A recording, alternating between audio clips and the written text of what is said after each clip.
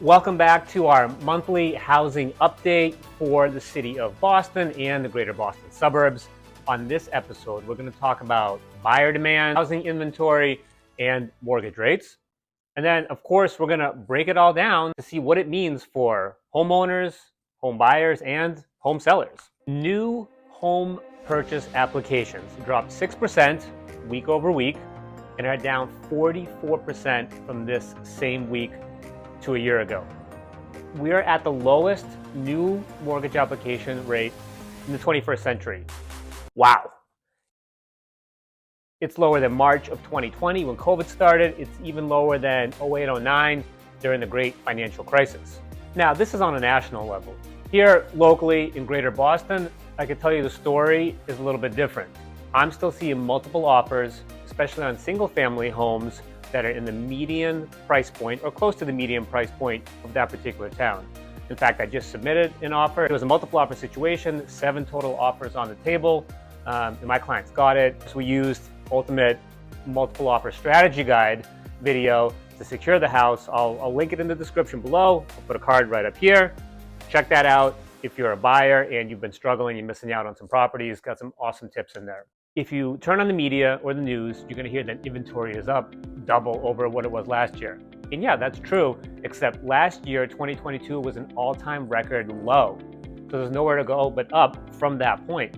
If we take a look at inventory today and compare it to even the first week of March in 2020, which was right before COVID, we are 50 to 65% below those levels here in Massachusetts. And those levels are what I would consider a normal, healthy market where there's a good balance between buyers and sellers. These super low inventory levels are the lone reason why home prices are not coming down. So many homeowners have refinanced their current mortgages and have rates in the 2s, 3s, or even 4s that now they don't want to sell their home and get a new one where prices have increased and their mortgage rates are higher.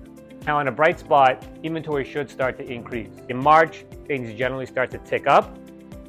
And then right after Easter is when things really get going and you will see a large amount of new inventory hit the market. Oh, let's talk about those interest rates. February 2nd, 2023 was a great day. Interest rates hit 5.99% on an average 30-year fixed across the country. The very next day, jobs report comes out, blows expectations out of the water. Clearly, jobs are gaining. Then you have inflation reports come out the following week, then more inflation data, CPI data, all things that went above the expectations, and rates have been steadily moving up. And now we are sitting, unfortunately, at almost 7%. But there are options. Jumbo loans, which here in most of Massachusetts, which is any loan over $828,000, those rates are typically 0.5% lower than a conventional rate. There's also 10-1, 7-1, and 5-1 ARMs that are, again, lower. In fact, I just had a client and they locked in a 7-1 ARM at a 5.125 rate, which I think is honestly amazing. So what does this mean if you're a homeowner? Well, earlier in the year, I made a prediction that housing prices here in Massachusetts would either be flat or up somewhere up to 5%. And I stand by that prediction. In fact, Zillow agrees with my prediction. They just revised their 2023 forecasts.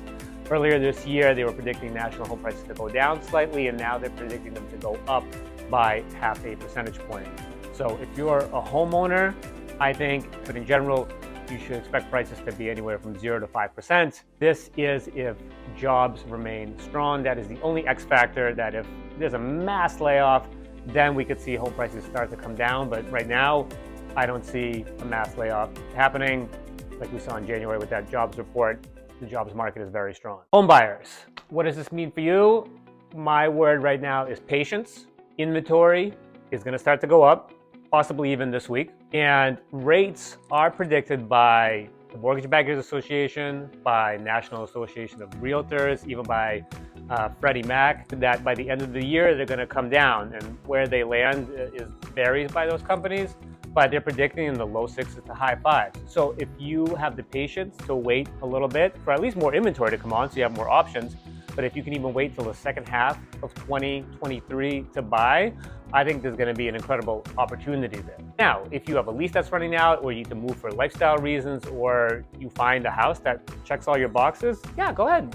Make an offer right now, secure the home. It'll put your mind at ease. You'll become an owner instead of a renter, and you'll just start building equity faster. But I'm not going to sit here and say, yes, today is an amazing time to buy. No, it's a difficult time to buy. Inventory is low, rates are high.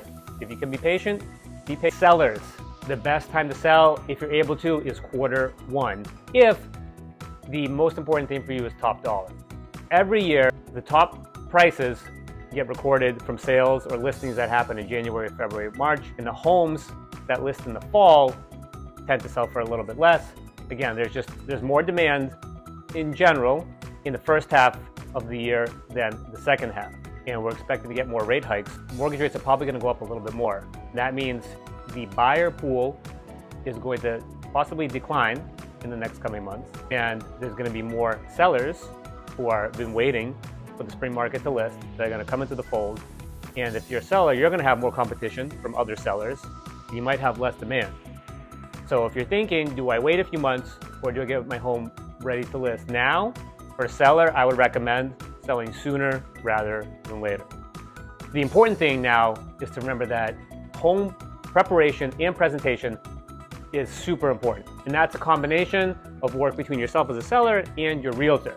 As a seller, you want to get advice from your realtor on how to declutter, depersonalize, stage your property, what little repairs you need to do. And then the realtor's job is to knock the marketing out of the park to get as many eyeballs and exposure on your property as possible. And if you're wondering what I mean by knock it out of the park, check out this marketing video property tour that we did for a seller recently.